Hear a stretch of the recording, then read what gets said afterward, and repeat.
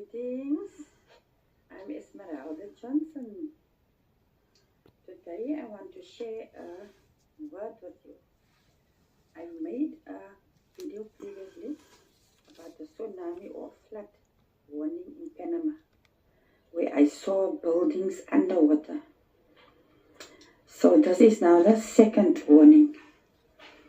So the previous video was posted on July 4, 2022.